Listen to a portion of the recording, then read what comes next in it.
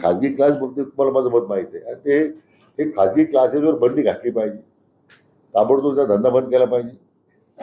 अनेक आपल्या राज्यामध्ये दुर्दैवानं अनेक पुढाऱ्यांनी जी महाविद्यालय काढली आर्ट सायन्स कॉमर्स, ही फक्त आज सगळे खाजगी क्लासेसला चालवायला दिले त्यांनी.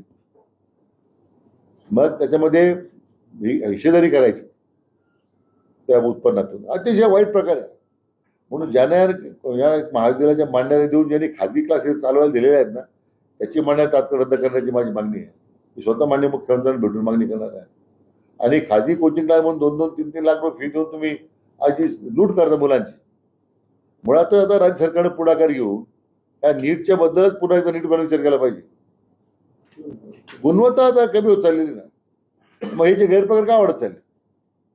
अनेक वेळा जे होतकरू विद्यार्थी आहेत त्यांना सुद्धा संधी मिळत नाही, त्यांच्या वडिलांकडे 2 लाख रुपये द्यायला फी नाही ना. कोचिंग क्लासचा एक स्टेटस सिम्बॉल झालेला आहे.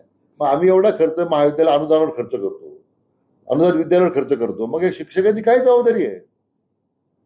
अनुदानीचं एवढं प्रचंड आम्ही 6वं वेतन 7वं वेतन लावा आमची मागणी आहे. ओल्ड पेन्शन स्कीम लावा म्हणून मागणी करतो आम्ही. मग मागणी करताना आपल्यावर जे उत्तरदायित्व आहे, मग आमच्याकडली मुलं काय कोचिंगला जातात? आम्ही दर्जा जर वाढवला तर कोचिंग राज्य आपोआप बंद पडतील ना. सगळ्या महाविद्यालयामध्ये मला वाटतं विद्यालयामध्ये जिथं ज्युनियर कॉलेज आहेत, नीटचे क्लासेस सुरू करण्याबद्दलचं आता सरकारनं कंपल्शन केलं पाहिजे. हे जर केलं हे सगळं धंदा बंद होऊन जाईल. आज कोचिंग क्लास 4,000 5,000 मुलं वेगवेगळ्या ठिकाणी आहेत, म्हणजे मग आम्ही महाविद्यालय काय करतो? मग शिक्षणाचा खर्च एवढा राज्य सरकार करतोय का बाजूला? मग आम्ही याचा अपयश येतो.